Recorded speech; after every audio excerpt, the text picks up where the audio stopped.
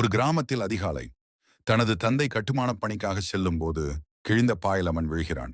அமன் தனது தாய்க்கு தண்ணீர் எடுக்க உதவுகிறான். அமன் வெறுங்காலுடன் பள்ளிக்கு செல்கிறான். ஆனால் ஆசிரியர் செலுத்தப்படாத கட்டணம் கேட்கும்போது நிறுத்துகிறான். அவன் அமைதியாக திரும்பி விடுகிறான்.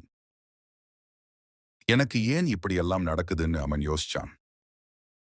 சாலையோர தாபாவில் மீதமுள்ள உணவுக்காக அவன் தட்டுகளை கழுவுகிறான். பள்ளி குழந்தைகள் புத்தகங்களை படிப்பதை பார்க்கிறான்.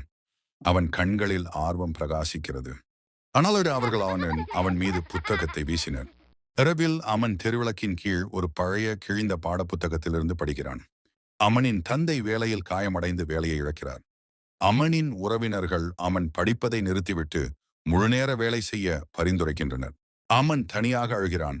ஆனால் தான் கைவிட மாட்டேன் என்று தன்னைத்தானே உறுதியளிக்கிறான். அமன் இரவில் ஒரு பணப்பையை பார்த்து அதை போலீஸ் அதிகாரியான திரு சர்மாவிடம் கொடுத்தான். திரு சர்மா அம்மனை பாராட்டினார்.